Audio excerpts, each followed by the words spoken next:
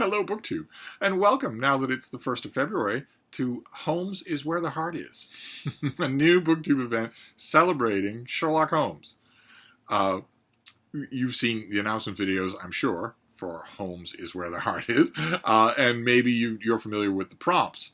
The organizers of the event have come up with prompts, and the first of the prompts for the first week is to read a book from the longer canon. We have a canon of classic Sherlock Holmes short stories, but there are also longer things, novellas. Your prompt for this week, if you want to undertake it, is to read one of those, or reread one of those. I thought, what better opportunity to read to you another book? I love reading books to you, and this presents itself as a natural thing. The book is The Hound of the Baskervilles, not only the best known of the long canon of Sherlock Holmes, but also one of the best known mystery novels ever written. So, The Hound of the Baskervilles, Chapter 1. Mr. Sherlock Holmes, who was usually very late in the morning, save upon those not infrequent occasions when he was up all night, was seated at the breakfast table. I stood upon the hearth rug and picked up the stick which our visitor had left behind him the night before. It was a fine, thick piece of wood, bulbous-headed, and the sort which is known as a Penang lawyer. Just under the head was a broad silver band nearly an inch across. To John Mortimer, M.R.C.S., from his friends of the C.C.H., was engraved upon it, with the date 1884. It was just such a stick as the old-fashioned family practitioner used to carry, dignified, solid, reassuring. As reassuring as it could be carrying a weapon. but keep in mind, no leash dogs at this time. Ruffians everywhere. A big, heavy stick with a metal band around it could have a practical use as well. Well, Watson, what do you make of it? Holmes was sitting with his back to me, and I had given no sign of my occupation. How did you know what I was doing? I believe you have eyes in the back of your head. I have, at least, a well-polished, silver-plated coffee pot in front of me, he said. But tell me, Watson, what do you make of our visitor's stick? Since you have been so unfortunate as to miss him and have no notion of his errand, this accidental souvenir becomes of importance. Let me hear what you reconstruct the man by examination of it. I think, said I, following as far as I could the methods of my companion, that Dr. Mortimer is a successful elderly medical man, well esteemed, since those who know him gave him this mark of their appreciation. Good, said Holmes, excellent. I think also that the probability is in favor of his being a country practitioner who does a good deal of his visiting on foot. Why so? Because this stick, though originally a very handsome one, has been so knocked about that I can hardly imagine a town practitioner carrying it. The thick iron ferrule is worn down, so it is evident that he has done a great amount of walking with it. Perfectly sound, said Holmes. And again, there is the Friends of C.C.H. I should guess this to be something Hunt, a local hunt to whose members he has possibly given some surgical assistance, and which has made him a small presentation in return. Really, Watson, you excel yourself, said Holmes, pushing back his chair and lighting a cigarette. I am bound to say that in all the accounts which you have been so good as to give my own small achievements, you have habitually underrated your own abilities. It may be that you yourself are not luminous, but you are a conductor of light. Some people, without possessing genius, have a remarkable power of stimulating it. I confess, my dear fellow, that I am very much in your debt. He had never said as much before, and I must admit that his words gave me keen pleasure. I don't know why. He's just insulted you twice. For I had often been piqued by his indifference to my admiration and to the attempts which I had made to give publicity to his methods. I was proud to think that I had so far mastered his system as to apply it in a way which earned his approval. He now took the stick from my hand and examined it for a very few minutes with his naked eye. Then, with an expression of interest, he laid down his cigarette, and carrying the cane to the window, he looked over it again with a convex lens. Interesting, though elementary, said he, as he returned to his favorite corner of the settee. There is certainly one or two indications upon the stick. It gives us the basis for several deductions. The closest that Holmes ever gets to saying elementary, my dear Watson. Has anything escaped me? I asked, with some self-importance. I trust there is nothing of consequence which I have overlooked. I'm afraid, my dear Watson, that most of your conclusions were erroneous. What I did, but hang on here. When I said that you stimulated me, I meant, to be frank, that in noting your fallacies, I was occasionally guided towards the truth. Not that you are entirely wrong in this instance. The man is certainly a country practitioner, and he walks a good deal. Then I was right. To that extent. But that was all? No, my dear Watson, not at all. By no means all. I would suggest, for example, that a presentation to a doctor is more likely to come from a hospital than from a hunt. And that when the initials CC are placed before that hospital, the words Charing Cross very naturally suggest themselves. You may be right. The probability lies in that direction. And if we take this as a working hypothesis, we have a fresh basis from which to start our construction of this unknown visitor. Well then, supposing that CCH does stand for Charing Cross Hospital, what further inferences may be drawn? Do none suggest themselves? You know my methods. Apply them. Watson thought he was doing that, but no. I can only think of the obvious conclusion that the man has practiced in town before going to the country. I think that we might venture a little farther than this.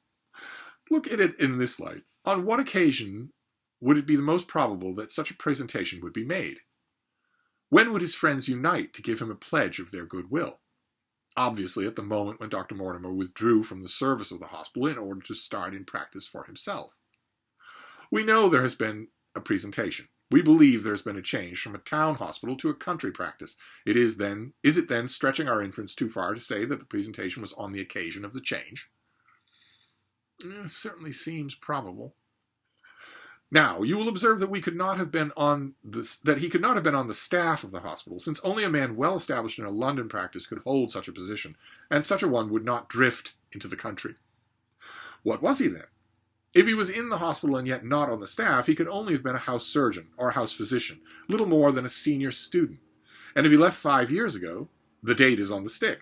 So your grave, middle-aged family practitioner vanishes into thin air, my dear Watson, and there emerges a young fellow under 30, amiable, unambitious, absent-minded, and the possessor of a favorite dog, which I should describe roughly as being larger than a terrier and smaller than a mastiff. I laughed incredulously as Sherlock Holmes leaned back in his settee and blew little wavering rings of smoke up to the ceiling. As to the latter part, I have no means of checking you, said I, but at least it is not difficult to find out a few particulars about the man's age and professional career. For my small medical shelf, I took down the medical directory and turned up the name. There were several Mortimers, but only one who could be our visitor. I read his record aloud. Mortimer, James, MRCS, 1882, Grimpen, Dartmoor, Devon. House surgeon from 1882 to 1884 at Charing Cross Hospital. Winner of the Jackson Prize for Comparative Pathology, an essay entitled Is Disease a Reversion? Corresponding member of the Swedish Pathological Society, author of Some Freaks of Atavism in the Lancet, and Do We Progress in the Journal of Psychology. Medical officer for the parishes of Grimpen, Thorsley, and High Barrow. No mention of that local hunt, Watson, said Holmes with a mischievous smile. But a country doctor, as you very astutely observed, I think that I am fairly justified in my inferences. As to the adjectives, I said, if I remember right, amiable, unambitious, and absent-minded. It is my experience that it is only an amiable man in this world who receives testimonials, only an unambitious one who abandons a London career for the country, and only an absent-minded one who leaves his stick and not his visiting card after waiting an hour in your room. And the dog has been in the habit of carrying this stick behind his master. Being a heavy stick, the dog has held it tightly in the middle, and the marks of his teeth are very plainly visible. The dog's jaw, as shown in the space between these marks, is too broad, in my opinion, for a terrier, and not broad enough for a mastiff. It may have been, yes, by Jove, it is a curly-haired spaniel.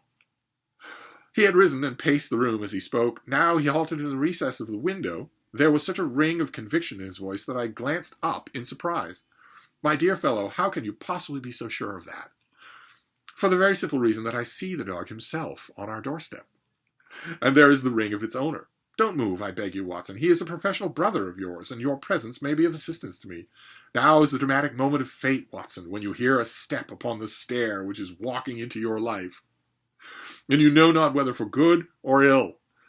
What does Dr. James Mortimer, man of science, ask of Sherlock Holmes, the specialist in crime? Come in. Pure genius on Doyle's part, to add that last bit. pure genius. That's what every Holmes fan is feeling. In fact, when this book came out, they thought they'd seen the last of that. They thought they'd never get that thrill again of a foot upon the stair in 221B Baker Street. Now they have it again. Although, I want to point out here, since all read-alouds from Steve have Steve interpolations in them, I want to point out that Holmes could have read that entry before Watson came into the room. He's been up all night. He might not have read the gobbledygook of the articles and whatnot, but he might have read it. Okay? He might not be deducing all of this. Anyway, the appearance of our visitor was a surprise to me, since I had expected a typical country practitioner. He was a very tall, thin man with a long nose like a beak, which jutted out between two keen gray eyes set closely together and sparkling brightly from behind a pair of old gold-rimmed glasses. He was clad in a professional but rather slovenly fashion, for his frock coat was dingy and his trousers frayed. Though young, his long back was already bowed, and he walked with a forward thrust of his head and a general air of peering benevolence. As he entered, his eyes fell upon the stick in Holmes's hand, and he ran towards it with an exclamation of joy. "I am so very glad," said he. "I was not sure whether I had left it here or at the shipping office. I would not lose that stick for the world." "A presentation, I see," said Holmes. "Yes, sir. From Charing Cross Hospital." "From one or two friends there on the occasion of my marriage." "Dear, dear, that's bad," said Holmes, shaking his head.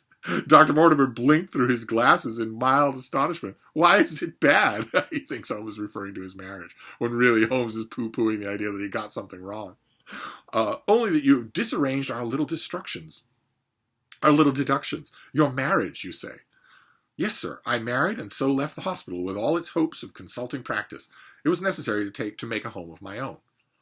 Come, we are not so far wrong after all," said Holmes. "And now, Dr. James Mortimer. Mr. Humble M.R.C.H. And a man of precise mind, evidently. A dabbler in science, Mr. Holmes. A picker-up of shells on the shores of the great unknown ocean. I presume it is Mr. Sherlock Holmes whom I am addressing, and not... No, this is my friend, Dr. Watson. Glad to meet you, sir. I have heard your name mentioned in connection with that of your friend. You interest me very much, Mr. Holmes. I had hardly expected so dolichocephalic a skull. Or such well-marked supraorbital development. Would you have any objection to me running my finger along your parietal fissure? A cast of your skull, sir, until the original is available, would be an ornament to any anthropological museum. It is not my intention to be fulsome, but I confess that I covet your skull." All that, in case you're wondering, that almost sounds creepy to a 21st century reader. All that business about the Lancet and psychology to one side and an astute man of science, what Dr. Mortimer is talking about here is phrenology. Sherlock Holmes waved our strange visitor into a chair. "You are an enthusiast in your line of thought, I perceive, sir, as I am in mine," said he. "I observe from your forefinger that you make your own cigarettes. Have no hesitation in lighting one." The man drew out paper and tobacco and twirled the one up in the other with surprising dexterity. He had long, quivering fingers, as agile and restless as the antennae of an insect. Holmes was silent, but his little darting glances showed me the interest which he took in our curious companion. I might point out, you have two companions, and you've barely spent anything on the other one. I'd like to know all about the other one. "I presume, sir," said he at last, "that it was not merely for the purpose of examining my skull that you have done me the honor to call here last night and again today." "No, sir, no. Though I am happy to have had an opportunity of doing that as well. I came to you, Mr. Holmes, because I recognize that I am myself an unpractical man, and because I am suddenly confronted with a most serious and extraordinary problem, recognizing as I do that you are the second highest expert in Europe." "Indeed, sir." "May I inquire who has the honor to be the first?" said Holmes, with some asperity. "To the man of precise scientific mind, the work of Monsieur Berthelon must always appeal strongly." "Then had you better not consult him?" "I said, sir, to the precisely scientific mind, but as a practical man of affairs, it is acknowledged that you stand alone. I trust, sir, that I have not inadvertently..." "Just a little," said Holmes. "I think, Dr. Mortimer, you would do wisely if, without more ado, you would kindly tell me plainly what the exact nature of the problem is which you demand of my assistance." End chapter 1. That is the beginning of The Hound of the Baskervilles. Shall we read this all month and kibitz about it? That would be lots of fun for me. I don't know how much fun it would be for you, but I do love reading to you. I thought I would start that off. That's how we start with The Hound of the Baskervilles, which is a kind of a blip in the timeline for Holmes. Doyle wrote Holmes stories, and they were wildly successful. People loved them. And Doyle didn't like that because he thought he was cut out for bigger things, so he killed off Holmes at the Reichenbach Falls in the grip of the nefarious Dr. Moriarty, and the public was outraged. You don't kill off Sherlock Holmes. You don't do that. And there was a huge demand for Holmes stories, and at this point, Doyle was still sticking to his guns, but he sets this adventure earlier. This is an earlier adventure that Holmes and Watson had, which maybe would satisfy the public. So we get launched right into things here. Notice one thing that I always mention when it comes to Arthur Conan Doyle is how businesslike he sets things up. You can definitely see that he was steeped in theater, because there's not a word wasted in that opening chapter. Look how much is going on that we get in that opening chapter alone. And now we're about to get the story. What is Dr. Mortimer going to say? Shall I read you the next chapter? For Holmes is where the heart is. Let's decide together. But in the meantime, I'll wrap this up, and I will see you soon. Thank you, BookTube.